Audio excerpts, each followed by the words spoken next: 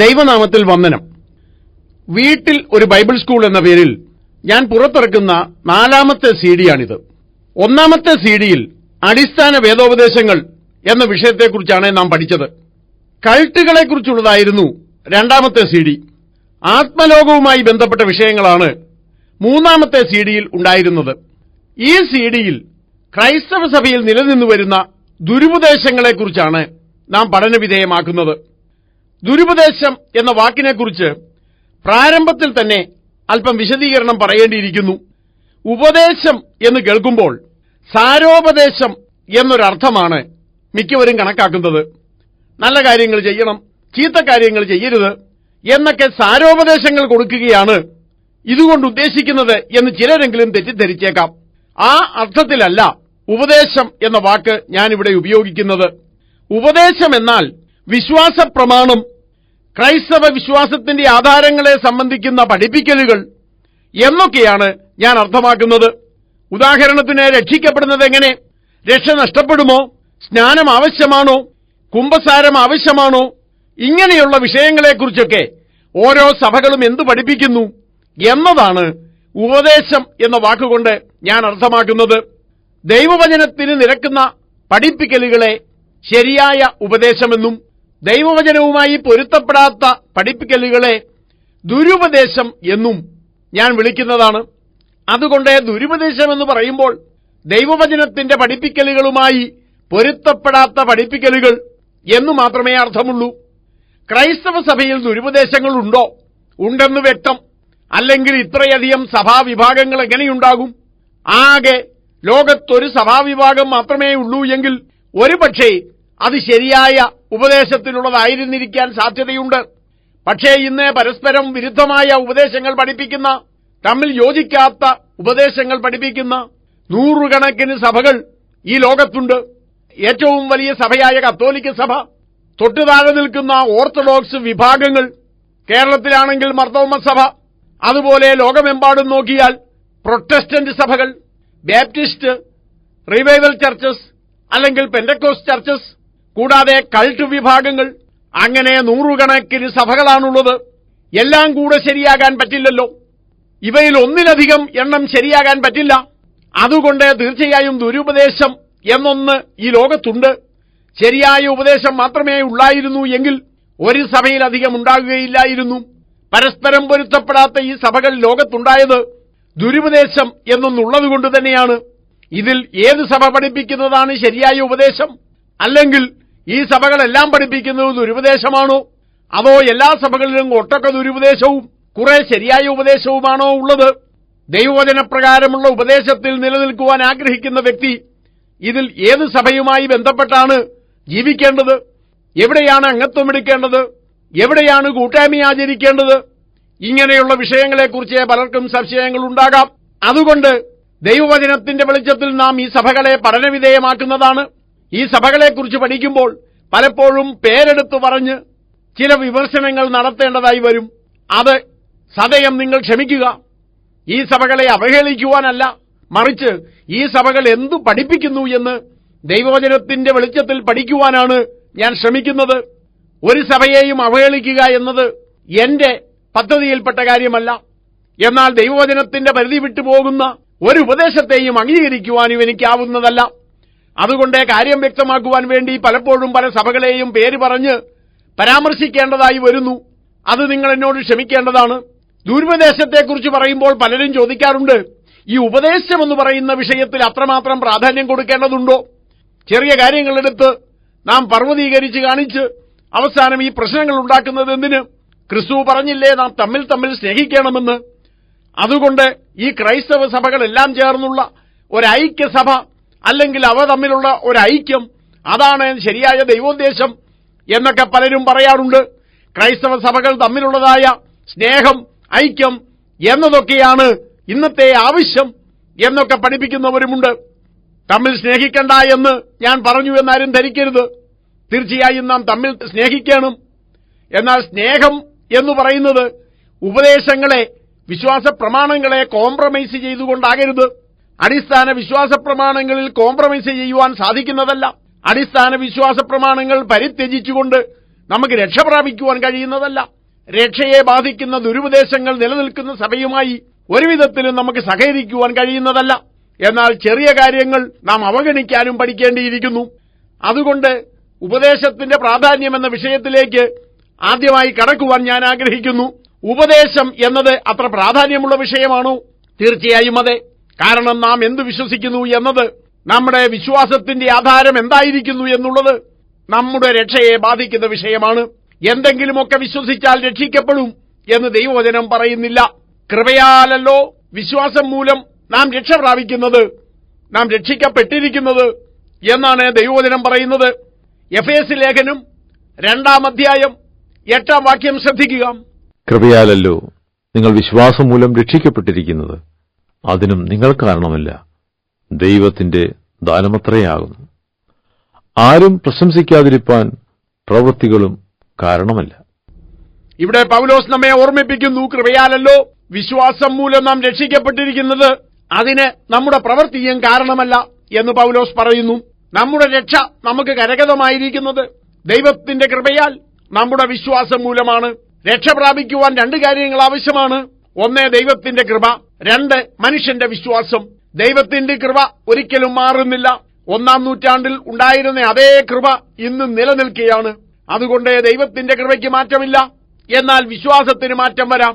അത് മനുഷ്യന്റെ ഭാഗത്തു നിന്ന് ഉണ്ടാകേണ്ടതാണ്.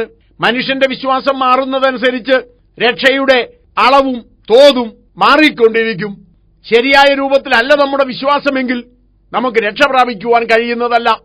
ദൈവത്തിന്റെ കൃപയുള്ളതുകൊണ്ട് മാത്രം ഞാൻ രക്ഷിക്കപ്പെടും എന്നാരും ധരിക്കരുത്. ദൈവത്തിന്റെ കൃപ അവിടെയുണ്ട്. എന്നാൽ ശരിയായ വിശ്വാസവുമായി അത് യോജിക്കുമ്പോൾ മാത്രമേ രക്ഷ പ്രാപിക്കുകയുള്ളൂ.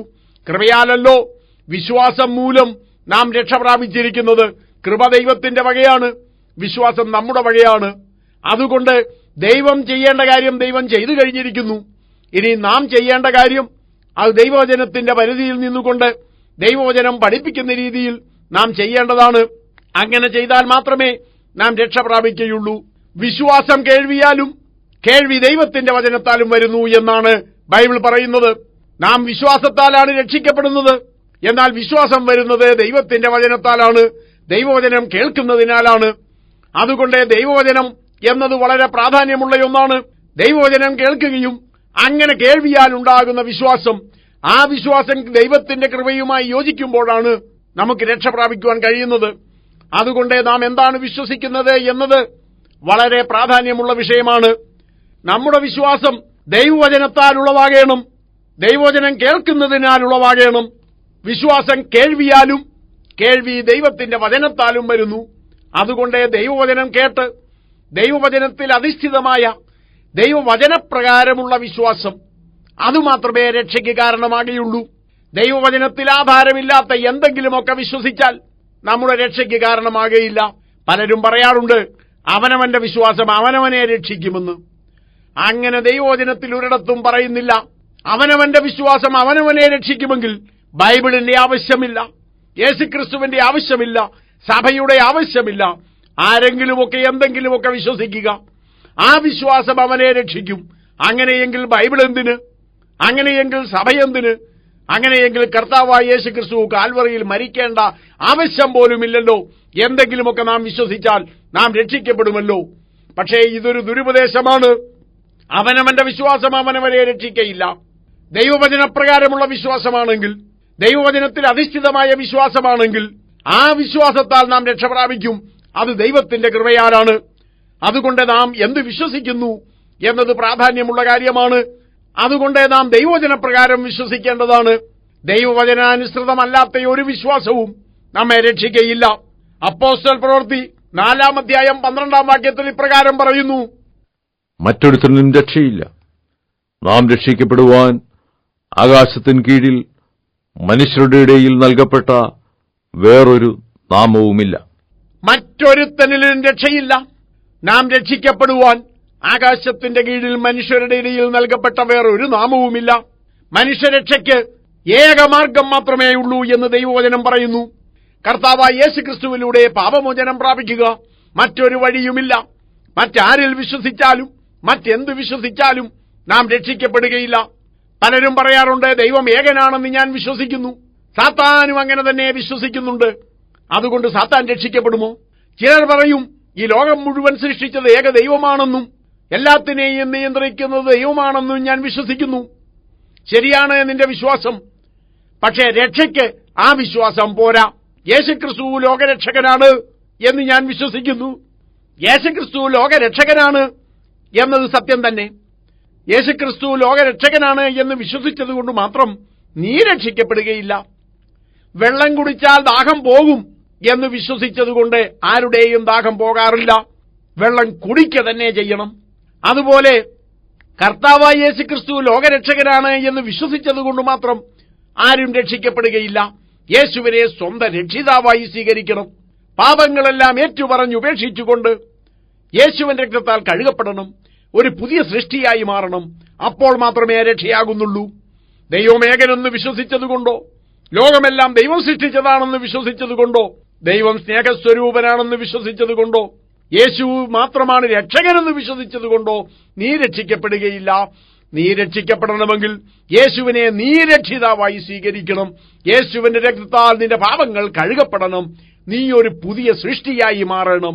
വീണ്ടും ജനിച്ചില്ല എങ്കിൽ ദൈവരാജ്യം കാണാൻ ആർക്കും കഴിയുകയില്ല എന്ന് കർത്താവായ യേശുക്രിസ്തു തന്നെ വ്യക്തമാക്കിയിട്ടുണ്ട്. അതുകൊണ്ട് വീണ്ടും ജനനത്തിന്റെ ഉപദേശമില്ലാത്ത ഒരു ഉപദേശവും ദൈവത്തിൽ നിന്നുള്ളതല്ല. ലോകത്തനേക സഭകളുണ്ടെന്ന് ഞാൻ പറഞ്ഞു കഴിഞ്ഞു. സഭ ഏത് എന്നുള്ള വിഷയം അവിടെ നിൽക്കട്ടെ. രക്ഷയ്ക്കാധാരമായ ഉപദേശം പഠിപ്പിക്കുന്ന സഭ വീണ്ടും ജനനത്തിന്റെ ഉപദേശം പഠിപ്പിച്ചിരിക്കും. യേശുക്രിസ്തുവിനെ രക്ഷിതാവായി സ്വീകരിച്ച് യേശുവിന്റെ രക്തത്താൽ പാപമോചനം പ്രാപിക്കുന്ന കാര്യം പഠിപ്പിച്ചിരിക്കും. വീണ്ടും ജനനത്തിന്റെ ഉപദേശം പഠിപ്പിക്കാത്ത, കൃപയാലുള്ള പാപമോചനം പഠിപ്പിക്കാത്ത, കൃപയാൽ വിശ്വാസം മൂലം രക്ഷിക്കപ്പെടുമെന്ന് പഠിപ്പിക്കാത്ത ഒരു സഭയും ദൈവത്തിന്റെ സഭയല്ല. ഒരു ഉപദേശവും ദൈവത്തിന്റെ ഉപദേശവുമല്ല. ആകയാൽ വീണ്ടും പറയട്ടെ, ദുരുപദേശം എന്നാൽ എന്ത്? ദൈവവചനത്തിനനുസൃതമായ ഉപദേശമാണ് ശരിയായ ഉപദേശം. ദൈവവചന വിരുദ്ധമായ എല്ലാ ഉപദേശങ്ങളും എല്ലാ പഠിപ്പിക്കലുകളും ദുരുപദേശമാണ്. അപ്പോൾ ശരിയായ ഉപദേശത്തെയും ദുരുപദേശത്തെയും എങ്ങനെ തിരിച്ചറിയാം? ദൈവവചനാനുസൃതമായ ഉപദേശം ശരിയായ ഉപദേശം, ദൈവവചനത്തിൽ ആധാരമില്ലാത്ത ഉപദേശങ്ങൾ ദുരുപദേശങ്ങൾ. ദുരുപദേശങ്ങളെ സാധാരണയായി നമുക്ക് രണ്ടായി തിരിക്കാം. ഒന്ന്, രക്ഷയെ ബാധിക്കുന്നത്ര ഗൗരവമുള്ള ദുരുപദേശങ്ങൾ. രണ്ട്, രക്ഷയെ ബാധിക്കാത്ത അത്ര ഗൗരവമല്ലാത്ത ഉപദേശങ്ങൾ. ഇങ്ങനെ രണ്ടു തരത്തിലുള്ള ദുരുപദേശങ്ങൾ ഇന്ന് ലോകത്തെ നിലനിൽക്കുന്നുണ്ട്. ചില ഉദാഹരണങ്ങൾ കൊണ്ട് ഞാനിത് വ്യക്തമാക്കാം. ഉൽപ്പത്തി പുസ്തകം 6-ാം അധ്യായം, അവിടെ ദൈവപുത്രന്മാരെ കാണുന്നു, മനുഷ്യന്റെ പുത്രിമാരെ കാണുന്നു. ആരാണ് ദൈവത്തിന്റെ പുത്രന്മാർ? ആരാണ് മനുഷ്യന്റെ പുത്രിമാർ? ഈ വിഷയങ്ങളെക്കുറിച്ച് സംശയങ്ങൾക്ക് മറുപടി പറയുന്ന 8, 9, 10 സീഡികളിൽ ഞാൻ വിശദീകരിക്കുന്നതാണ്. അതുകൊണ്ട് ഇവിടെ ആവർത്തിക്കുന്നില്ല. എന്നാൽ ചിലർ പറയും ദൈവദൂതന്മാരാണ് ദൈവപുത്രന്മാർ, മനുഷ്യന്റെ പുത്രിമാരെന്ന് പറഞ്ഞാൽ മനുഷ്യ സ്ത്രീകളാണ്. മറ്റു ചിലർ പറയും അങ്ങനെയല്ല, ദൈവപുത്രന്മാരെന്ന് പറഞ്ഞാൽ ശേത്തിന്റെ മക്കളാണ്, മനുഷ്യന്റെ പുത്രിമാരെന്ന് പറഞ്ഞാൽ കയീന്റെ മക്കളാണ്. ചിലർ പറയും അങ്ങനെയല്ല, ആ കാലത്തെ രാജാക്കന്മാരുടെയൊക്കെ മക്കളെയാണ് ദൈവപുത്രന്മാരെന്ന് പറയുന്നത്, മനുഷ്യന്റെ പുത്രിമാരെന്ന് പറയുന്നത് സാധാരണക്കാരായ മനുഷ്യരുടെ മക്കൾ തന്നെ. 3 തരത്തിലുള്ള ഉപദേശങ്ങൾ. ഇത് 3ഉം കൂടെ ശരിയാകാൻ പറ്റില്ല. 3ഉം തെറ്റാകാം, പക്ഷേ 3ഉം കൂടെ ശരിയാകുകയില്ല. കുറഞ്ഞ പക്ഷം 2 ദുരുപദേശമാണ്, അല്ലെങ്കിൽ 3ഉം ദുരുപദേശമാകാം, 4-മതൊന്നാകാം ശരി. പക്ഷേ ഇതിൽ ഏത് ശരിയായാലും ഏത് തെറ്റായാലും അത് നമ്മുടെ രക്ഷയെ ബാധിക്കുന്ന വിഷയമല്ല. ഓരോരുത്തരും തനിക്ക് തോന്നുന്നത് പോലെയൊക്കെ പഠിപ്പിച്ചാലും വലിയ കുഴപ്പമൊന്നും വരാനില്ല. ദൈവപുത്രന്മാർ ദൂതന്മാരായാലും ശേത്തിന്റെ മക്കളായാലും രാജാക്കന്മാരുടെ മക്കളായാലും അത് നമ്മുടെ രക്ഷയെ ബാധിക്കുന്ന വിഷയമല്ല. വെളിപ്പാട് പുസ്തകം 11-ാം അധ്യായത്തിൽ 2 സാക്ഷികളെ നാം കാണുന്നു. അവർ ഏലിയാവും ഹാനോക്കുമാണെന്ന് ചിലർ പഠിപ്പിക്കുന്നു, ഏലിയാവും മോശയുമാണെന്ന് ചിലർ പഠിപ്പിക്കുന്നു. ഇത് രണ്ടുമല്ല, ദൈവം അയക്കുന്ന 2 പ്രവാചകന്മാർ മാത്രമാണെന്ന് പറയുന്നു. പലവിധത്തിലുള്ള ഉപദേശങ്ങൾ ഇതേപ്പറ്റി നിലവിലുണ്ട്. ഇവരിൽ ആരായാലും നമുക്ക് ഒന്നും തന്നെ സംഭവിക്കാനില്ല. അത് ഈ ഭൂമിയിൽ പീഡ നടക്കുന്ന കാലത്ത് സംഭവിക്കാൻ പോകുന്ന കാര്യമാണ്. എസ്കറ്റോളജിയോടുള്ള പഠനത്തോടുള്ള ബന്ധത്തിൽ ആ വിഷയങ്ങളെക്കുറിച്ച് നാം പഠിക്കാൻ പോകുകയുമാണ്. അതുകൊണ്ട് ഇവിടെ ഇപ്പോൾ ആവർത്തിക്കുന്നില്ല. എങ്കിലും പറയട്ടെ, അത് ഏലിയാവും ഹാനോക്കുമായാലും അല്ലെങ്കിൽ ഏലിയാവും മോശയുമായാലും അല്ലെങ്കിൽ ആ കാലത്തെ വെറും 2 പ്രവാചകന്മാർ മാത്രമായാലും നമ്മുടെ രക്ഷയ്ക്ക് വിശേഷിച്ച് ഒരു കുഴപ്പവുമില്ല. യേശുക്രിസ്തു ഉയർത്തെഴുന്നേറ്റതെന്നാണ്? ഞായറാഴ്ച. യേശുക്രിസ്തു മരിച്ചതെന്നാണ്? വെള്ളിയാഴ്ച എന്നാണ് പൊതുവെയുള്ള വിശ്വാസം. എന്നാൽ ചില കാരണങ്ങളാൽ അത് വ്യാഴാഴ്ചയാണെന്നോ ബുധനാഴ്ചയാണെന്നോ വരെ പഠിപ്പിക്കുന്നവരുണ്ട്. ബുധനാഴ്ചയായാലും വ്യാഴാഴ്ചയായാലും വെള്ളിയാഴ്ചയായാലും അത് നമ്മുടെ രക്ഷയെ ബാധിക്കുന്നില്ല. കാരണം യേശുക്രിസ്തു നമ്മുടെ പാപങ്ങളുടെ പരിഹാരത്തിനായി മരിച്ചു എന്നതാണ് നമുക്ക് പ്രാധാന്യമുള്ള വിഷയം. യേശു മരിച്ചത് ഏതാഴ്ചയാണ് എന്നത് നമ്മെ ബാധിക്കുന്ന വിഷയമല്ല. കാരണം യേശു ബുധനാഴ്ച മരിച്ചാലും വ്യാഴാഴ്ച മരിച്ചാലും വെള്ളിയാഴ്ച മരിച്ചാലും ആ മരണത്താൽ നമ്മുടെ പാപങ്ങൾ മോചിക്കപ്പെട്ടിരിക്കുന്നു. ആ പരമയാഗത്താലാണ് നിത്യരക്ഷ കരഗതമായിരിക്കുന്നത്. അതുകൊണ്ട് ആഴ്ചയ്ക്ക് അവിടെ പ്രാധാന്യം ഒന്നും തന്നെയില്ല. ഇങ്ങനെ നമ്മുടെ രക്ഷയെ ബാധിക്കാത്ത നിരവധി ഉപദേശങ്ങൾ, അഭിപ്രായ വ്യത്യാസങ്ങൾ ഇതൊക്കെയുണ്ട്.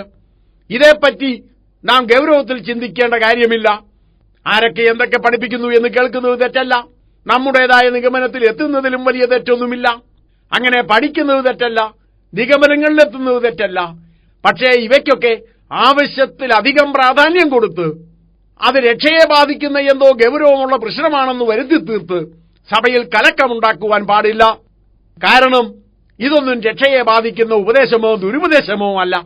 എന്നാൽ ഒരാൾ പറയുകയാണ്, ദൈവമുണ്ട് എന്നും വിശ്വസിക്കുന്ന ഏത് വ്യക്തിയും രക്ഷിക്കപ്പെടും, അല്ലെങ്കിൽ ഒരു ദൈവമേ ഉള്ളൂ എന്ന് വിശ്വസിക്കുന്നവരെല്ലാം രക്ഷിക്കപ്പെടും. അങ്ങനെ പറഞ്ഞാൽ നമുക്കത് അംഗീകരിക്കാൻ പറ്റില്ല. കാരണം ദൈവമുണ്ടെന്ന് വിശ്വസിച്ചതുകൊണ്ടോ ഒരു ദൈവം മാത്രമേ ഉള്ളെന്ന് വിശ്വസിച്ചതുകൊണ്ടോ നാം രക്ഷിക്കപ്പെടുകയില്ല.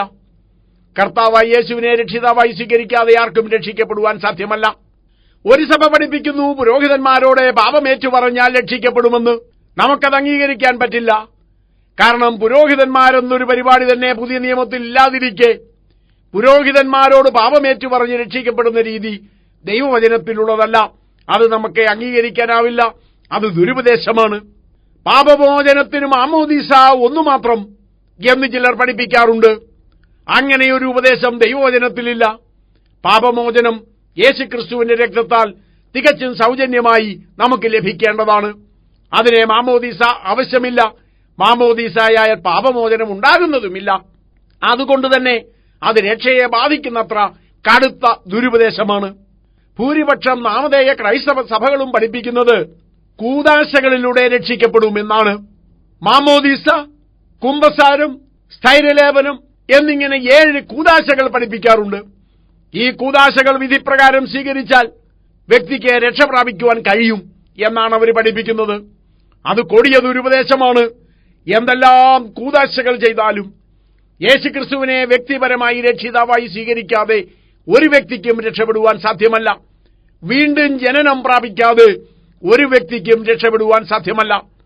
അതുകൊണ്ട് കൂദാശകളാൽ രക്ഷപ്പെടാമെന്ന പഠിപ്പിക്കൽ ദൈവവചനത്തിന് വിരുദ്ധമാണ്.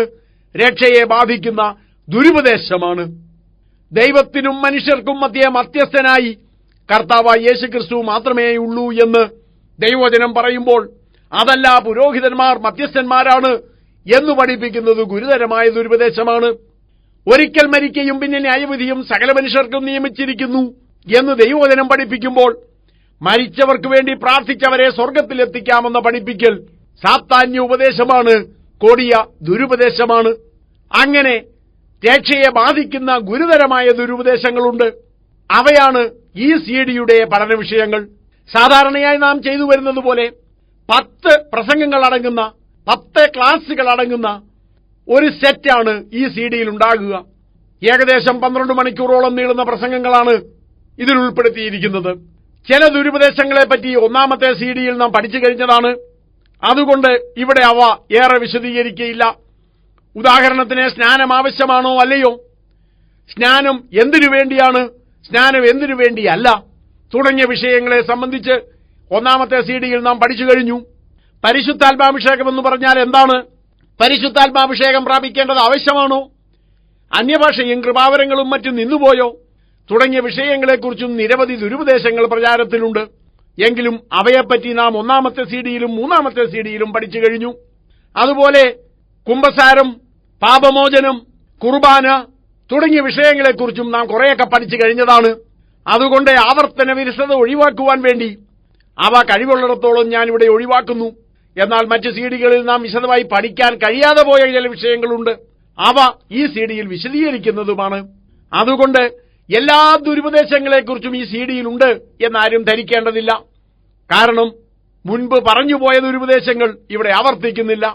തുടർന്നു വരുന്ന സിഡികളുടെ ഭാഗമായി ഞാൻ പഠിപ്പിക്കാൻ ഉദ്ദേശിക്കുന്നതായ ചില വിഷയങ്ങളുണ്ട്.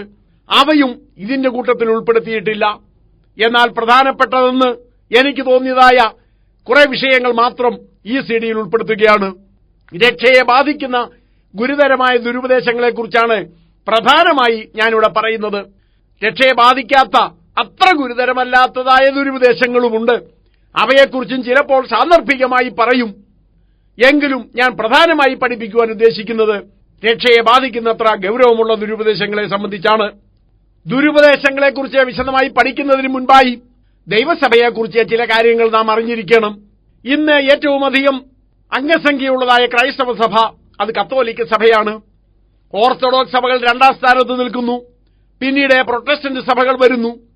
ബാപ്റ്റിസ്റ്റ് സഭകൾക്ക് നല്ല അംഗസംഖ്യയുണ്ട്. അതുപോലെ പെന്തക്കോസ്ത് സഭകൾക്കും അംഗസംഖ്യ കൂടിക്കൊണ്ടിരിക്കുകയാണ്. പിന്നെ കൾട്ട് ഗ്രൂപ്പുകളുണ്ട്. മറ്റേ നിരവധി സഭകളുണ്ട്. ഇവയിൽ ഏതാണ് ശരിയായ ഉപദേശം പഠിപ്പിക്കുന്നത്? ഇതിലേതാണ് യഥാർത്ഥ ദൈവസഭ? പലർക്കും കൺഫ്യൂഷൻ ഉണ്ടാക്കുന്ന ഒരു വിഷയമാണിത്. അതുകൊണ്ട് ആരംഭത്തിൽ തന്നെ പറയട്ടെ, ലോകത്ത് ഇന്നുള്ള ഒരു സംഘടനയും ദൈവസഭയല്ല. വീണ്ടും ഞാൻ പറയുന്നു, ശ്രദ്ധിച്ചു മനസ്സിലാക്കുക. ഇന്ന് ലോകത്ത് നിലവിലുള്ള ഒരു സംഘടനയും ദൈവസഭയല്ല. ദൈവസഭയെന്ന് പറയുന്നത് ഇതുപോലുള്ള സംഘടനകളല്ല തന്നെ. പിന്നെ എന്താണ്? 1-ാം നൂറ്റാണ്ടിൽ എന്തായിരുന്നു എന്ന് പഠിച്ചാൽ നമുക്ക് ഈ ചോദ്യത്തിന് ഉത്തരം ലഭിക്കുന്നതാണ്. കർത്താവായ യേശുക്രിസ്തുവിനെ രക്ഷിതാവായി സ്വീകരിച്ച വ്യക്തികൾ അവർ പ്രാദേശിക അടിസ്ഥാനത്തിൽ കൂടി വരുമ്പോൾ പ്രാദേശിക സഭയായി. ഗലാത്യയിലെ സഭ, കൊരിന്തിലെ സഭ, കൊലോസ്യയിലെ സഭ, എഫേസോസിലെ സഭ എന്നൊക്കെ നാം പറയുന്നത് ഈ വിധത്തിലുള്ള പ്രാദേശിക കൂട്ടങ്ങളെയാണ്. ഇവയെല്ലാം ചേർന്ന് ഒരു സംഘടനയാകുന്ന കാര്യം ദൈവവചനത്തിൽ പറഞ്ഞിട്ടില്ല. 1-ാം നൂറ്റാണ്ടിൽ അങ്ങനെ ഒരു സംഘടന നിലവിലില്ലായിരുന്നു. ഓരോ പ്രദേശങ്ങളിൽ ലോക്കൽ സഭകളുണ്ട്. അവയെ ഉപദേശത്തിൽ നടത്തുവാൻ വേണ്ടി ദൈവം അപ്പോസ്തലന്മാരെ ആക്കിയിരുന്നു. പ്രവാചകന്മാരുണ്ടായിരുന്നു. പ്രാദേശിക സഭകളിൽ ഇടയന്മാരുണ്ടായിരുന്നു. അതുപോലെ അധ്യാപകർ, ദൈവവചനം പഠിപ്പിക്കുന്ന അധ്യാപകരുണ്ടായിരുന്നു. ദൈവവചനം പ്രസംഗിച്ച് ചുറ്റി നടക്കുന്ന സുവിശേഷകരുണ്ടായിരുന്നു. ഇതാണ് ആദിമസഭയിൽ ഉണ്ടായിരുന്നത്. ദൈവസഭയിൽ ഇതിനപ്പുറമായി ഒന്നും ഉണ്ടാകുവാനും പാടില്ല. എന്നാൽ കാലക്രമത്തിൽ ഈ സഭകളെയെല്ലാം ചേർത്ത് സംഘടനകൾ ഉണ്ടാക്കി. സംഘടനകളുടെ തലപ്പത്തെ ചില വ്യക്തികൾ കയറിയിരുന്നു. തങ്ങളാണ് സഭയുടെ തലവന്മാരെന്ന് പറയുവാനിടയായി. അവർ പഠിപ്പിച്ചതൊക്കെ ദൈവവചനത്തിന്റെ ഉപദേശങ്ങളായി ജനങ്ങൾ മനസ്സിലാക്കി. അങ്ങനെ ജനം തെറ്റിപ്പോകുവാനിട വന്നു. അങ്ങനെയാണ് ഇന്ന് നാം കാണുന്ന സംഘടനകൾ ഉണ്ടായത്. കത്തോലിക്ക സഭയെന്ന് പറയുന്ന സഭയുണ്ടായത് അങ്ങനെയാണ്. ഓർത്തഡോക്സ് പ്രസ്ഥാനങ്ങൾ ഉണ്ടായത് അങ്ങനെയാണ്. അതുപോലെ പ്രൊട്ടസ്റ്റന്റ് പ്രസ്ഥാനങ്ങൾ ഉണ്ടായത് അങ്ങനെയാണ്. പെന്തക്കോസ്ത് സഭകൾ ഉണ്ടായതും ഈ വിധത്തിൽ തന്നെയാണ്. ഇവയൊന്നും തന്നെ യഥാർത്ഥ ദൈവസഭയല്ല. രക്ഷിക്കപ്പെട്ടവരുടെ പ്രാദേശിക കൂട്ടം, അതാണ് ദൈവസഭ. ഈ സഭകളെല്ലാം ചേർന്ന ഒരദൃശ്യമായ കൂട്ടായ്മ, അതാണ് യഥാർത്ഥ ദൈവസഭ. പക്ഷേ പ്രാദേശിക സഭകളെല്ലാം ചേർന്ന് ഒരു സംഘടനയുണ്ടാക്കുന്ന രീതി ദൈവവചനത്തിലില്ല. സംഘടനയ്ക്ക് ഒരു തലവനുണ്ടാകുന്ന രീതി ദൈവവചനത്തിലില്ല. പ്രാദേശിക സഭകൾ സ്വതന്ത്രങ്ങളാണ്. ഈ സ്വതന്ത്ര സഭകളുടെ മേൽ മറ്റൊരു സഭ അല്ലെ മറ്റൊരു സംഘടന ഇല്ല തന്നെ. അതുകൊണ്ട് ഞാൻ പഠിപ്പിക്കുന്നത് കത്തോലിക്ക സഭ അല്ലെങ്കിൽ മർത്തോമ സഭ അല്ലെങ്കിൽ യാക്കോബ സഭ അല്ലെങ്കിൽ ഏതെങ്കിലും പെന്തക്കോസ്ത് പ്രസ്ഥാനം അതാണ് യഥാർത്ഥ ദൈവസഭയെന്നല്ല. മറിച്ച് ദൈവവചനത്തിൽ ദൈവസഭയെക്കുറിച്ച് എന്തു പറയുന്നു, ശരിയായ ഉപദേശത്തെക്കുറിച്ച് എന്തു പറയുന്നു എന്നാണ്. ഞാൻ ഈ പറയുന്ന ഒരു സംഘടനയുടെയും വക്താവല്ല. ഒരു സംഘടനയും ദൈവികമാണെന്ന് വിശ്വസിക്കുന്ന വ്യക്തിയുമല്ല. ദൈവവചനത്തിൽ വിശ്വസിക്കുന്നു. ദൈവവചനത്തിലുള്ളത് മാത്രം പഠിപ്പിക്കുന്നു.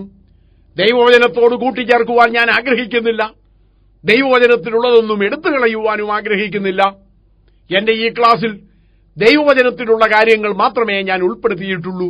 അതിനപ്പുറത്തേക്ക് കടക്കുവാൻ എനിക്ക് ആഗ്രഹമില്ല. അതിനപ്പുറത്തുള്ളത് ദൈവവചനത്തിന്റെ പരിധിക്ക് പുറത്തുള്ളതാണ്.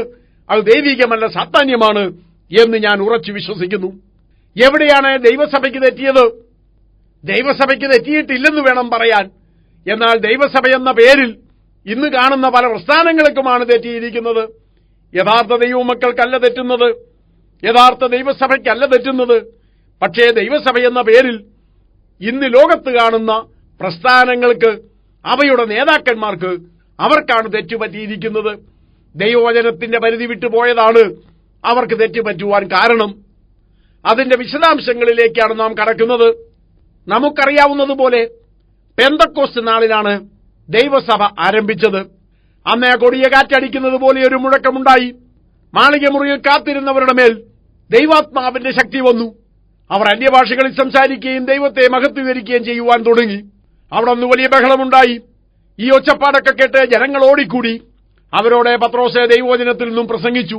ഈ പ്രസംഗം കേട്ട് 3000-ഓളം ആളുകൾ സ്നാനമേറ്റ് ദൈവസഭയോട് ചേർന്നു. അങ്ങനെ പെന്തക്കോസ്ത് നാളിലാണ് ദൈവസഭയ്ക്ക് ഭൂമിയിൽ ദൈവം അടിസ്ഥാനമിട്ടത്. ഏറെ താമസിയാതെ ആ സംഖ്യ 5000-ആയി, 10000-ആയി, അങ്ങനെ വർദ്ധിച്ചുകൊണ്ടിരുന്നു. യെരുശലേമിനെ അവർ ദൈവവചനം കൊണ്ട് നിറച്ചു. ഏറെ താമസിയാതെ സമീപ പ്രദേശങ്ങളായ യഹൂദ്യ, ശമരിയ തുടങ്ങിയ പ്രദേശങ്ങളിലും ദൈവവചനം പരന്നു. ക്രമേണ ലോകത്തിന്റെ അറ്റത്തോളം ദൈവദാസന്മാർ ദൈവവചനവുമായി കടന്നുപോയി. എങ്ങനെയാണ് അന്ന് ദൈവവചനം ഇവർ പ്രസംഗിച്ചിരുന്നത്? കടന്നു ചെല്ലുന്ന എല്ലാ സ്ഥലങ്ങളിലും കർത്താവായ യേശുക്രിസ്തുവിനെ കുറിച്ചുള്ള സുവിശേഷം അവർ പ്രസംഗിക്കും. അത് കേൾക്കുന്നവർ അത് വിശ്വസിക്കും. വിശ്വസിക്കുന്നവരെ പിതാവിന്റെയും പുത്രന്റെയും പരിശുദ്ധാത്മാവിന്റെയും നാമത്തിൽ അവർ സ്നാനം കഴിപ്പിക്കും. അങ്ങനെ സ്നാനമേറ്റവർ പ്രാദേശിക അടിസ്ഥാനത്തിൽ കൂടി വരും. അതാണ് പ്രാദേശിക സഭ. അങ്ങനെയാണ് എഫേസോസിൽ സഭയുണ്ടായത്, കൊരിന്തിൽ സഭയുണ്ടായത്, ഗലാത്യയിൽ സഭയുണ്ടായത്. അങ്ങനെ പ്രാദേശിക സഭകൾ ഉണ്ടായി. ആ പ്രാദേശിക സഭയിൽ ശുശ്രൂഷകന്മാരും ശുശ്രൂഷക്കാരത്തികളും ഉണ്ടായിരുന്നു. അവരുടെ അധ്യക്ഷനായി ബിഷപ്പ് അല്ലെങ്കിൽ മൂപ്പൻ, അതുമല്ലെങ്കിൽ പ്രസ്ബിറ്റർ, ഓവർസിയർ എന്നൊക്കെ പേരിൽ അറിയപ്പെടുന്ന വ്യക്തിയുണ്ടായി. പാസ്റ്റർ എന്ന് വിളിക്കുന്നതിലും തെറ്റില്ല. അങ്ങനെ പ്രാദേശിക സഭയിൽ ശുശ്രൂഷകന്മാരും ശുശ്രൂഷക്കാരത്തികളും അവരുടെ അധ്യക്ഷനായ പാസ്റ്റർ അല്ലെങ്കിൽ ബിഷപ്പും ഉണ്ടായിരുന്നു. ഇത് പറയുമ്പോൾ പലർക്കും സംശയം തോന്നും, എവിടെയാണ് ഇതൊക്കെ പറയുന്നത്? 1 തിമോത്തിയോസ് 3-ാം അധ്യായം ശ്രദ്ധിച്ച് വായിക്കുക. ഒരുവൻ ബിഷപ്പാകാൻ ആഗ്രഹിക്കുന്നെങ്കിൽ ആ വ്യക്തിയുടെ യോഗ്യത എന്താണെന്ന് പറയുന്നുണ്ട്. അതുപോലെ തന്നെ ശുശ്രൂഷകനാകുവാൻ ആഗ്രഹിക്കുന്നെങ്കിൽ, ശുശ്രൂഷക്കാരത്തിയാകാൻ ആഗ്രഹിക്കുന്നെങ്കിൽ അവരുടെ യോഗ്യത എന്താണെന്നും അവിടെ തന്നെ പറയുന്നുണ്ട്. അങ്ങനെ സഭയിൽ ശുശ്രൂഷകന്മാരും ശുശ്രൂഷക്കാരത്തികളും ഉണ്ടായിരുന്നു. അവരുടെ അധ്യക്ഷനായി ബിഷപ്പുണ്ടായിരുന്നു. ഇന്നത്തെ പോലുള്ള ബിഷപ്പല്ല അന്നുണ്ടായിരുന്നത്. ഇന്ന് നിരവധി പ്രാദേശിക സഭകളുടെ തലവനായ ബിഷപ്പാണുള്ളത്. അന്നങ്ങനെയല്ല. പ്രാദേശിക സഭയിലുള്ള ശുശ്രൂഷകന്മാരുടെ അധ്യക്ഷനാണ് ബിഷപ്പ്. കൊരിന്തിൽ ഒരു ബിഷപ്പ് ഉണ്ടാകും, ഗലാത്യയിൽ മറ്റൊരു ബിഷപ്പ്, എഫേസോസിൽ മറ്റൊരു ബിഷപ്പ്. അങ്ങനെ ഓരോ പ്രാദേശിക സഭയ്ക്കും ഓരോ ബിഷപ്പ് ഉണ്ടായിരുന്നു. ആ ബിഷപ്പ് എന്ന് പറയുന്നതാണ് പാസ്റ്റർ അല്ലെങ്കിൽ സഭയുടെ അധ്യക്ഷൻ. അതാണ് കാലക്രമത്തിൽ ഇന്ന് നാം പറയുന്ന ബിഷപ്പായി മാറിയത്. അതിന് ദൈവവചനത്തിൽ ആധാരമില്ല. അങ്ങനെ ചെയ്യുന്നത് വചനവിരുദ്ധമാണ്. സഭയിൽ ഒന്നിലധികം ശുശ്രൂഷകന്മാരും ശുശ്രൂഷക്കാരത്തികളും ഉണ്ടാകണം. അവരുടെ അധ്യക്ഷനായി വേണം ഈ ബിഷപ്പ് ഇരിക്കുവാൻ. അതേ പ്രാദേശിക സഭയുടെ തലവനാണ്. ഒന്നിലധികം സഭയുടെ തലവൻ എന്ന ആശയമേ ദൈവവചനത്തിലില്ല. കാരണം ഓരോ പ്രാദേശിക സഭയും അതാത് സ്ഥലങ്ങളിൽ സ്വതന്ത്ര സഭകളാണ്. അതിനുമേൽ മറ്റൊരാളില്ല. ഇതായിരുന്നു 1-ാം നൂറ്റാണ്ടിലെ രീതി. അതുകൊണ്ടാണ് എഫേസോസിലെ സഭയുടെ ദൂതൻ എഴുതുക, അതുപോലെ സ്മിർനയിലെ സഭയുടെ ദൂതൻ എഴുതുക എന്നൊക്കെ പറയേണ്ടതായി വരുന്നത്. അങ്ങനെ പ്രാദേശിക സഭയ്ക്ക് ബിഷപ്പുമാരുണ്ടായിരുന്നു. ആ കാലത്തെ പള്ളികളില്ലായിരുന്നു. എവിടെയെങ്കിലും ആരാധിക്കാൻ സ്ഥലം ലഭിച്ചാൽ അവിടെ ആരാധിക്കും. മാളികമുറിയിൽ ആരാധിച്ചിട്ടുണ്ട്, വീടുകളിൽ ആരാധിച്ചിട്ടുണ്ട്, ഗുഹകളിലോ മരച്ചുവടുകളിലോ അവർ ആരാധിച്ചിട്ടുണ്ട്. ഏതായാലും പള്ളികൾ ഉണ്ടാക്കുന്ന രീതി അന്നില്ലായിരുന്നു. അതുപോലെ തന്നെ ഇന്ന് കാണുന്ന രൂപത്തിലുള്ള വിഗ്രഹവണക്കം അവിടെ ഇല്ലായിരുന്നു. വിഗ്രഹാരാധന അശേഷമില്ലായിരുന്നു. അതുപോലെ കുരിശിനെ ഇന്നത്തെ രൂപത്തിൽ ആരാധിക്കുന്ന രീതിയും ഇല്ലായിരുന്നു. ദൈവവചനത്തിൽ ആധാരമില്ലാത്ത ഒന്നാണ് ഈ കുരിശ് വണക്കം. ആ വിഷയത്തിലേക്ക് നാം പിന്നാലെ വരുന്നതാണ്. മാത്രമല്ല, അന്ന് അപ്പോസ്തലന്മാരും പ്രവാചകന്മാരും ലോക്കൽ സഭയുടെ ഇടയനും അധ്യാപകനും സുവിശേഷകനും ഇങ്ങനെ 5 തരത്തിലുള്ള ശുശ്രൂഷകന്മാർ മാത്രമേ ഉണ്ടായിരുന്നുള്ളൂ. അപ്പോസ്തലന്മാർ സുവിശേഷം അറിയിച്ചുകൊണ്ട് ചുറ്റി സഞ്ചരിക്കുകയും വിവിധ സഭകളുടെ മേൽനോട്ടം വഹിക്കുകയും ചെയ്തിരുന്നു. പ്രവാചകന്മാർ ഒരു സഭയിൽ ഒതുങ്ങി നിൽക്കുകയോ ഒന്നിലധികം സഭകളിൽ ശുശ്രൂഷ ചെയ്യുകയോ ചെയ്തിരുന്നു. ഇടയന്മാർ ഏതെങ്കിലും ഒരു പ്രാദേശിക സഭയുടെ തലവനായി ശുശ്രൂഷ ചെയ്തിരുന്നു. സുവിശേഷകന്മാർ സുവിശേഷം അറിയിച്ച് സഞ്ചരിക്കുകയും വിശ്വസിക്കുന്നവരെ സ്നാനപ്പെടുത്തി സഭകൾ സ്ഥാപിക്കുകയും ചെയ്തുകൊണ്ടിരുന്നു. അധ്യാപകർ ദൈവവചനം പഠിപ്പിച്ചുകൊണ്ട് സഭയിൽ നിന്നിരുന്നു. ഇതായിരുന്നു 1-ാം നൂറ്റാണ്ടിലെ രീതി. എന്നാൽ കാലക്രമത്തിൽ ഇതിനൊക്കെയും മാറ്റം വന്നു. സഭയിൽ പുരോഹിതന്മാരുണ്ടായി, പുരോഹിതന്മാരുടെ തലവന്മാരായി ബിഷപ്പുമാരുണ്ടായി, സഭ സംഘടനയായി മാറി, പ്രാദേശിക സഭകളെ കൂട്ടിയിണക്കി സംഘടനകളുണ്ടാക്കി. ആ സംഘടനകളുടെ തലപ്പത്തുള്ള വ്യക്തികൾ ഈ സഭകളെ ഭരിക്കുവാൻ തുടങ്ങി. അവർ ബിഷപ്പുമാരെന്നറിയപ്പെടുവാൻ തുടങ്ങി. ഇതൊന്നും ദൈവവചനത്തിൽ ആധാരമുള്ള വിഷയങ്ങളല്ല, ദൈവസഭയുടെ പദ്ധതിയിൽപ്പെട്ട കാര്യവുമല്ല. ഇതൊക്കെയും സാത്താന്യ ഉപദേശമാണ്, ദുരുപദേശങ്ങളാണ്. അതുകൊണ്ട് ദൈവമക്കൾ ഇതൊക്കെയും ഒഴിഞ്ഞിരിക്കുവാൻ പഠിക്കേണ്ടതാണ്. എങ്ങനെയാണ് ദൈവസഭയിൽ ദുരുപദേശം കടന്നുകൂടിയത് എന്ന് ബൈബിളിൽ തന്നെ കാണുവാൻ കഴിയും. അപ്പോസ്തലന്മാരുടെ കാലത്ത് തന്നെ ദുരുപദേശങ്ങൾ ഉണ്ടായിരുന്നു. യേശുക്രിസ്തുവിന്റെ രക്തത്താൽ കൃപയാൽ പാപമോചനം പ്രാപിക്കാൻ കഴിയും, കൃപയാൽ വിശ്വാസം മൂലം രക്ഷിക്കപ്പെടുവാൻ കഴിയും എന്നൊക്കെയാണ് അപ്പോസ്തലന്മാർ പഠിപ്പിച്ചിരുന്നത്. പക്ഷേ അത് വിശ്വസിക്കാൻ പലർക്കും കഴിഞ്ഞില്ല. ചിലർ പറഞ്ഞു ന്യായപ്രമാണത്തിൽ വിശ്വസിക്കാതെ രക്ഷിക്കപ്പെടുവാൻ കഴിയുന്നതല്ല, അതുകൊണ്ട് ന്യായപ്രമാണത്തിൽ വിശ്വസിക്കണം, ന്യായപ്രമാണം പറയുന്ന പരിച്ഛേദനയുൾപ്പെടെയുള്ള എല്ലാം ചെയ്യണം, യാഗങ്ങൾ അനുഷ്ഠിക്കണം, പെരുന്നാളുകൾ അനുഷ്ഠിക്കണം, അതോടൊപ്പം യേശുക്രിസ്തുവിനെയും വിശ്വസിക്കണം. അങ്ങനെ ചെയ്താൽ മാത്രമേ രക്ഷിക്കപ്പെടൂ. അതിനെതിരായി പൗലോസ് എഴുതിയതാണ് ഗലാത്യ ലേഖനം. ഗലാത്യ ലേഖനത്തിലെ വിഷയം തന്നെ ന്യായപ്രമാണം നീക്കപ്പെട്ടു എന്നുള്ളതാണ്. കൃപയാൽ എങ്ങനെയാണ് രക്ഷിക്കപ്പെടുന്നത് എന്ന് പൗലോസ് അവിടെ വ്യക്തമാക്കുന്നുണ്ട്. അപ്പോൾ 1-ാം നൂറ്റാണ്ടിൽ തന്നെ ഈ വിധത്തിലുള്ള ദുരുപദേശങ്ങൾ ഉണ്ടായിരുന്നു. പരിച്ഛേദന വേണമോ വേണ്ടായോ എന്നതായിരുന്നു പ്രധാനപ്പെട്ട ഒരു തർക്ക വിഷയം. അതുപോലെ ഭക്ഷണപാനീയങ്ങളെ സംബന്ധിച്ച നിയമങ്ങളും അന്ന് കഠിനമായിരുന്നു. അവ ലംഘിച്ചാൽ നരകത്തിൽ പോകുമെന്ന് വിശ്വസിച്ചിരുന്നു. ന്യായപ്രമാണം ദൈവം കൊടുത്തതാകയാൽ അതിനൊരിക്കലും മാറ്റം വരികയില്ല എന്നും ജനം വിശ്വസിച്ചിരുന്നു. അപ്പോസ്തലന്മാരും മറ്റും വളരെ കഷ്ടപ്പെട്ടാണ് ഈ ദുരുപദേശങ്ങൾക്കെതിരെ പോരാടിയത്. ലേഖനങ്ങളിൽ പലതും ഇത്തരം ദുരുപദേശങ്ങളെ ഖണ്ഡിച്ചുകൊണ്ട് എഴുതിയതുമാണ്. ആ വിഷയങ്ങളും തുടർന്ന് നാം പഠിക്കുന്നതുകൊണ്ട് ഞാനിവിടെ വിശദീകരിക്കുന്നില്ല. അതുപോലെ ന്യായപ്രമാണത്തിലോ പഴയ നിയമത്തിലോ അടിസ്ഥാനമില്ലാത്തതാണെങ്കിലും ജ്ഞാനവാദം, നോസ്റ്റിസിസം എന്ന പേരിൽ ഒരു ദുരുപദേശം ആ കാലത്ത് പ്രചരിച്ചിരുന്നു. ആ നോസ്റ്റിസിസത്തിന്റെ വിശ്വാസമനുസരിച്ച് ദൈവമെന്ന് പറയുന്നത് തിന്മയുമായി ഒരു വിധത്തിലും ബന്ധപ്പെടാത്ത വ്യക്തിയാണ്. തിന്മ നിറഞ്ഞ ഈ ലോകത്തെ സൃഷ്ടിക്കുവാൻ ദൈവത്തിന് കഴിയുന്നതല്ല. അതുകൊണ്ട് യഥാർത്ഥ ദൈവമല്ല ഈ ലോകം സൃഷ്ടിച്ചത് എന്നവർ വിശ്വസിച്ചിരുന്നു. ദൈവസഭയിലുണ്ടായിരുന്ന ചില വ്യക്തികൾ ഈ ദുരുപദേശത്തിന്റെ കുരുക്കിൽപ്പെടുവാനിടയായി. ഈ ദുരുപദേശമനുസരിച്ച് യഥാർത്ഥ ദൈവം ഈ ലോകം സൃഷ്ടിച്ചിട്ടേയില്ല, ആ ദൈവത്തിൽ നിന്ന് മറ്റൊരു ദൈവം ജനിച്ചു, പുതുതായി ഉണ്ടായ ദൈവത്തിൽ നിന്ന് മറ്റൊരു ദൈവമുണ്ടായി, അങ്ങനെ നിരവധി ദൈവങ്ങളുണ്ടായി. ഒടുവിൽ യഥാർത്ഥ ദൈവത്തിൽ നിന്ന് വളരെ അകലെയുള്ള ഒരു ദൈവമുണ്ടായി. ആ ദൈവമാണ് യഹോവയായ ദൈവം. ആ ദൈവമാണ് ലോകം സൃഷ്ടിച്ചത്. ദൈവത്തിൽ നിന്നും അനേക അവതാരങ്ങൾക്കപ്പുറമാകയാൽ ആ ദൈവത്തിനെ തിന്മയുമായി അല്പമൊക്കെ ബന്ധപ്പെടുന്നതിന് ബുദ്ധിമുട്ടില്ല. അങ്ങനെയുള്ള യഹോവയായ ദൈവമാണ് ഈ ലോകം സൃഷ്ടിച്ചത് എന്ന് ജ്ഞാനവാദക്കാർ പഠിപ്പിച്ചു. അതുകൊണ്ടാണ് പൗലോസും മറ്റപ്പോസ്തലന്മാരും ഇവരെക്കുറിച്ച് വളരെ വിശദമായി തന്നെ പറയേണ്ടി വന്നത്. ജ്ഞാനമെന്ന് വ്യാജമായി പേർ പറയുന്ന ആ ഉപദേശത്തിന്റെ തർക്കസൂത്രങ്ങൾ, അന്തമില്ലാത്ത വംശാവലികൾ, ഇതൊക്കെ നിങ്ങൾ സൂക്ഷിച്ചൊഴിഞ്ഞുകൊള്ളുക എന്ന് അപ്പോസ്തലന്മാർ അന്നത്തെ ദൈവജനത്തിന് വാക്കുകൊടുക്കുന്നു.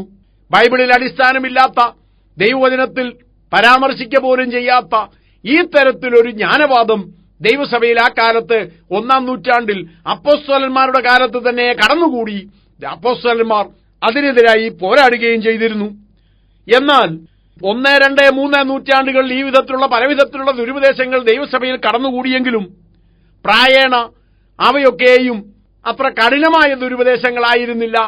അല്ലെങ്കിൽ ഈ ദുരുപദേശങ്ങളുടെ കുരുക്കിൽപ്പെട്ട് നശിച്ചു പോയവർ വളരെ കുറച്ചേ ഉണ്ടായിരുന്നുള്ളൂ. കാരണം 1, 2, 3 നൂറ്റാണ്ടുകൾ അന്ന് ദൈവത്തിന്റെ സഭ കഠിനമായ പീഡയിലൂടെ കടന്നുപോകുകയാണ്. വീണ്ടും ജനനം പ്രാപിക്കാത്ത വിശ്വാസികൾ, വീണ്ടും ജനനം പ്രാപിക്കാത്ത വ്യക്തികൾ ദൈവസഭയിൽ കടന്നുവരുവാനുള്ള സാധ്യത വളരെ വിരളമായിരുന്നു. കാരണം ദൈവസഭയിലെത്തിയാൽ പീഡയാണ്, മിക്കവാറും ജീവൻ തന്നെ നഷ്ടപ്പെടാവുന്ന അവസ്ഥയാണ്. റോമൻ ചക്രവർത്തിമാർ 10 വട്ടം ദൈവസഭയെ പീഡിപ്പിക്കുകയുണ്ടായി. മാത്രമല്ല പ്രാദേശിക മതത്തിന്റെ നേതാക്കന്മാർ, അതുപോലെ ദൈവസഭയെ ദ്വേഷിച്ച വിവിധ തരത്തിലുള്ള ആൾക്കാർ, ഇവരെല്ലാം ദൈവസഭയെ പീഡിപ്പിച്ചുകൊണ്ടിരുന്നു.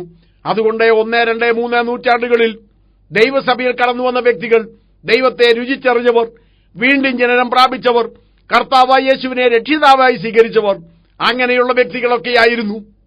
എന്നാൽ 4-ാം നൂറ്റാണ്ടായപ്പോഴത്തേക്ക് ഈ സ്ഥിതിക്ക് മാറ്റം വന്നു. 4-ാം നൂറ്റാണ്ടിൽ കോൺസ്റ്റന്റൈൻ ചക്രവർത്തി രാജകീയ മതമായി ക്രിസ്തുമതത്തെ പ്രഖ്യാപിച്ചു.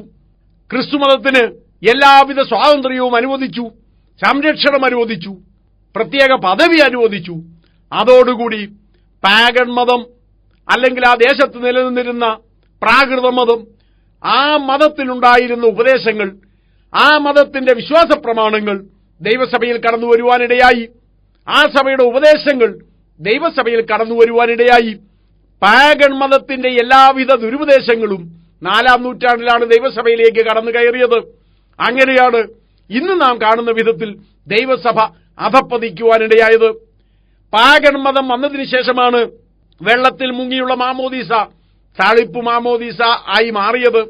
പരിശുദ്ധാത്മാവിനെ പ്രാപിക്കുന്നതിന് പകരമായി സ്ഥൈര്യലേപനം അല്ലെങ്കിൽ മൂറോൻ തേക്കൽ ആരംഭിച്ചത് അതിനുശേഷമാണ്. കുംഭസാരം എന്ന പരിപാടി തുടങ്ങിയത് അതിനുശേഷമാണ്. തമ്മൂസ് ദേവന്റെ ഓർമ്മയ്ക്ക് വേണ്ടി പാഗൺ മതക്കാർ ആരാധിച്ചിരുന്ന കുരിശിനെ ക്രൈസ്തവരുടെ ഭാഗമാക്കി മാറ്റിയത്, ക്രൈസ്തവ സഭയുടെ ഭാഗമാക്കി മാറ്റിയത് 4-ാം നൂറ്റാണ്ടോടെയാണ്. വിഗ്രഹാരാധന ദൈവസഭയിൽ കടന്നു വന്നതും ആ കാലത്താണ്. കന്യാമറിയത്തെ ദൈവത്തെ പോലെ ആരാധിക്കുവാൻ, ദൈവമാതാവായി കണക്കാക്കുവാൻ തുടങ്ങിയതും അതിനുശേഷമുള്ള കാലത്താണ്. 1, 2, 3 നൂറ്റാണ്ടുകളിൽ ദൈവസഭയിൽ ദുരുപദേശമുണ്ടായിരുന്നെങ്കിലും അതിന് സ്വാധീനം വളരെ കുറവായിരുന്നു. എന്നാൽ 4-ാം നൂറ്റാണ്ടായതോടുകൂടി എല്ലാവിധത്തിലുള്ള ദുരുപദേശങ്ങളും എല്ലാവിധത്തിലുള്ള ജാതീയ ആചാരങ്ങളും ദൈവസഭയിൽ കടന്നുവന്നു. അങ്ങനെയാണ് ഇന്ന് നാം കാണുന്ന വിധത്തിലുള്ള കത്തോലിക്ക സഭയുണ്ടായത്. 2 നൂറ്റാണ്ടുകൂടെ കഴിഞ്ഞതിന് ശേഷം അതിൽ നിന്ന് പിരിഞ്ഞുപോയി ഓർത്തഡോക്സ് സഭയും മറ്റും ഉണ്ടാകുവാനിടയായി. കാലക്രമത്തിൽ ലോകത്തിൽ പല വിഭാഗങ്ങളായി ക്രൈസ്തവ വിഭാഗങ്ങൾ ഉണ്ടാകുവാനിടയായി.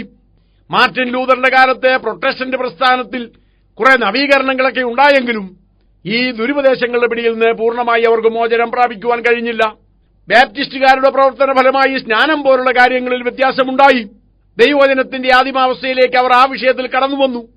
എങ്കിലും പരിശുദ്ധാത്മാഭിഷേകത്തോടുള്ള വിഷയത്തിൽ അവർക്ക് വിയോജിപ്പുണ്ടായിരുന്നു. അവരുടെ പഠിപ്പിക്കൽ ദുരുദ്ദേശമായിരുന്നു. എന്നാൽ പെന്തക്കോസ്ത് നാളിലെ അനുഭവത്തിലേക്ക് 20-ാം നൂറ്റാണ്ടിൽ ദൈവസഭ കടന്നുവന്നു. ഈ 21-ാം നൂറ്റാണ്ടായപ്പോഴേക്കും 1-ാം നൂറ്റാണ്ടിലെ ദൈവസഭയോട് ഏകദേശം സാമ്യമുള്ള അവസ്ഥയിലേക്ക് ദൈവസഭയിലെ ചെറിയ ഒരു പങ്കെങ്കിലും, അല്ലെ ക്രൈസ്തവ വിഭാഗങ്ങളിലെ ചെറിയ ഒരു പങ്കെങ്കിലും വന്നുകഴിഞ്ഞു.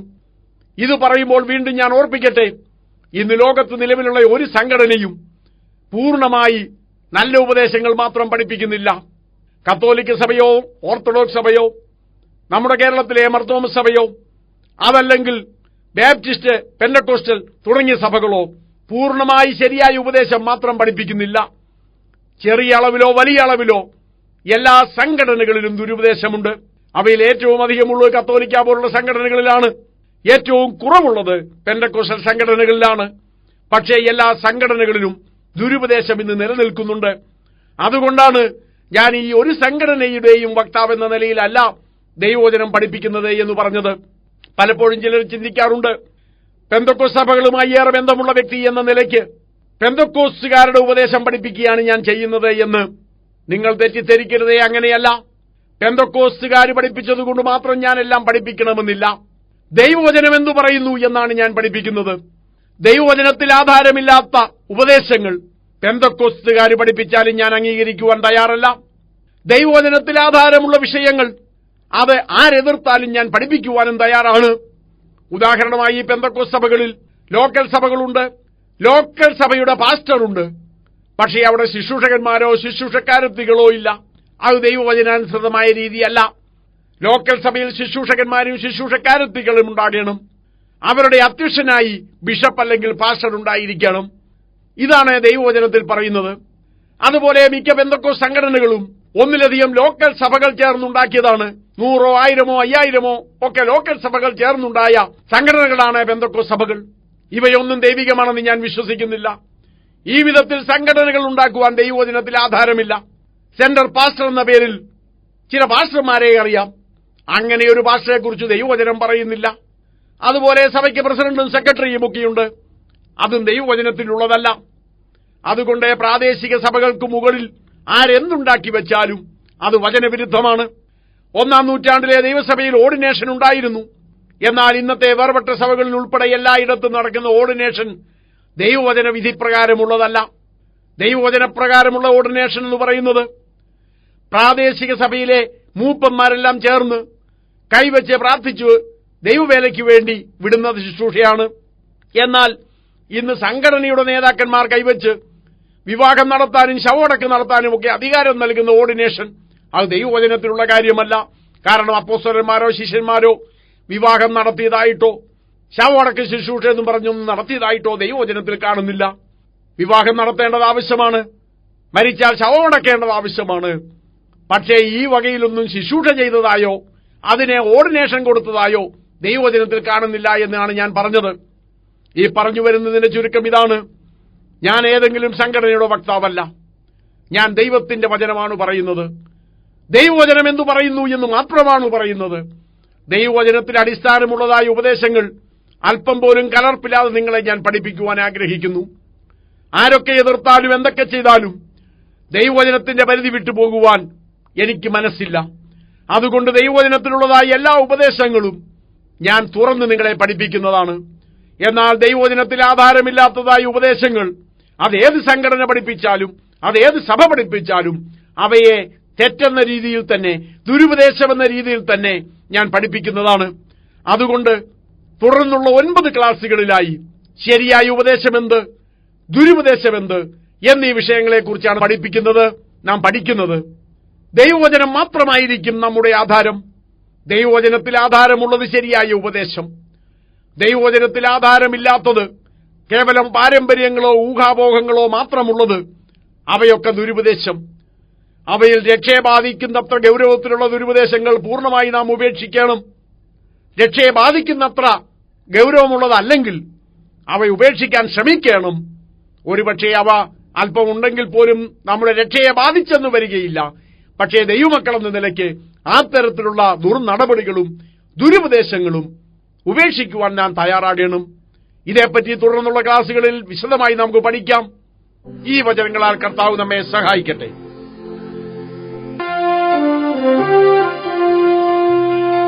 കർത്തൻ പേർക്കൂരാപ്പകൽ അധ്വാനം ഞാൻ ചെരിങ്ങനെ വാർത്ത ഞാൻ ചൊല്ലിയിടട്ടെ തൻ സ്നേഹത്തിൻ പ്രാർത്ഥനത്തിൽ എന്റെ വേല തീർത്തു ജീവിതാന്ത്യത്തിൽ പേർ വിളിക്കും നേരം കാണുമൻ പേരും പേർ വിളിക്കും നേരം കാണും പേർ വിളിക്കും നേരം കാണും പേർ വിളിക്കും നേരം കാണും പേർ വിളിക്കും നേരം കാണുമെൻ പേരും